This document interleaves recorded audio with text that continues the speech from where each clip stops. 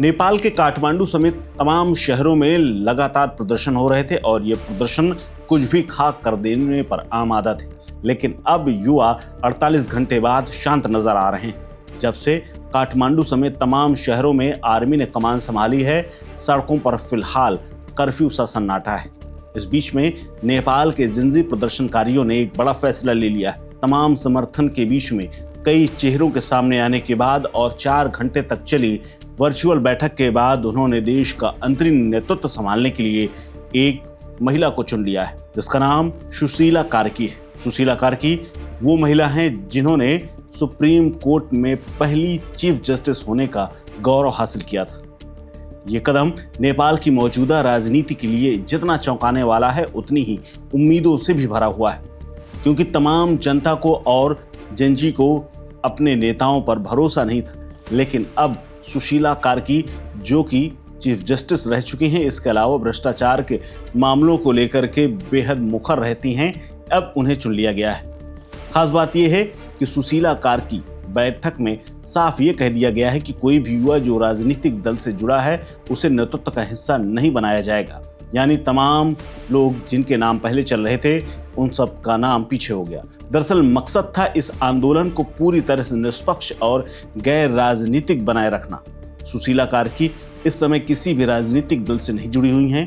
एक civic activist के रूप में और पूर्व जज की उनकी हैसियत है और इसीलिए उनको इस भूमिका के लिए सबसे उपयुक्त माना गया है। हालांकि उनके पति और उनके परिवार के राजनीतिक रिश्ते जरूर हैं। आपको बता दें कि काठमांडू के मेयर बालिंद शाह और युवा नेता सागर धकाल का नाम भी चर्चा में आया था, लेकिन आंदोलनकारी युवाओं ने माना कि वर्तमान हालात में कार्की जैसे शख्सियत, जिनकी छवि न्यायप्रिय और निष्पक्ष जनता की सेवक के तौर पर है और तमाम तरह के भ्रष्टाचार से मुक्त है, इसीलिए इन पर भरोसा जताया जा सकता है।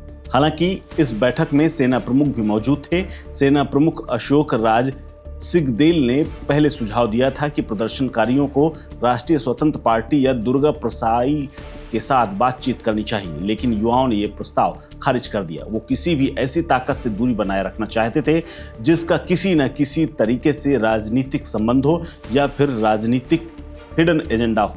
सुशीला कार्की का सफर ऐसा रहा है जिसमें कहीं भी कोई दाग नहीं। सुशीला कार्की का जन्म 7 जून 1952 के विराट नगर में हुआ था। 7 भाई बहनों में सबसे बड़ी कार्की ने कानून की पढ़ाई की, उसके बाद वकालत शुरू की। 1989 में विराट नगर से वकालत की शुरुआत करने के बाद 1985 में महिंद्र मल्टीपल कैंपस धरान में सहायक अध्यापक के तौर पर काम करना शुरू किया। साल 2007 में वो सीनियर एडवोकेट बनी। 22 जनवरी 2009 को उन्हें सुप्रीम कोर्ट का एडहॉक जज नियुक्त किया गया, यानी अस्थायी जज नियुक्त किया गया। साल 2010 में स्थायी जज बन गई। साल 2016 में वो नेपाल के इतिहास में पहली महिला चीफ जस्टिस के तौर पर नियुक्त हुई। ये खुद में ऐतिहासिक पल था। 11 जुलाई 2016 से लेकर के 7 जून 2017 तक उन्होंने सुप्रीम कोर्ट की बागडोर संभाली और तमाम ऐतिहासिक फैसले दिए। कार्की की इमेज ऐसी है कि वो सीधे सत्ता से टक्कर लेती। उनकी शख्सियत ऐसी रही कि कार्की ने अपने कार्यकाल के दौरान कई बड़े फैसले सुनाए, लेकिन साल 2017 में उन पर माओवादी सेंटर और नेपाली कांग्रेस ने महाभियोग प्रस्ताव ला दिया था। इस कदम का पूरे देश में विरोध हुआ था। सुप्रीम कोर्ट ने भी संसद को रोकने का आदेश दिया था और आखिरकार प्रस्ताव वापस लेना पड़ा था।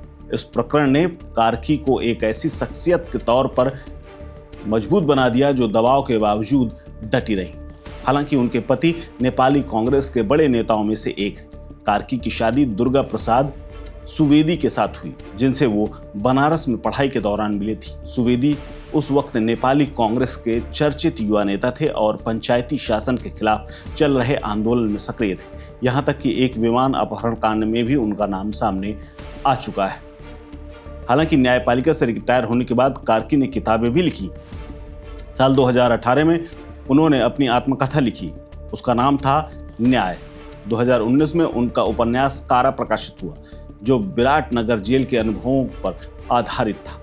हालांकि अब कार्की के ऊपर बड़ी जिम्मेदारी है और उथल पुथल से भरे हुए इस नेपाल को नए रास्ते में ले जाने के लिए बेहद अहम है। अब देखना होगा कि आने वाले समय में कार की भारत के साथ कैसे संबंध रखती हैं। हालांकि उनका रिश्ता भारत से भी है और खासकर काशी से, जहां से उन्होंने शिक्षा दीक्षा ली है। इस खबर में फिलहाल इतना ही। अपडेट्स के लिए बने रहिए वन इंडिया हिंदी के साथ। नमस्कार। Subscribe to One India and never miss an update. Download the One India app now.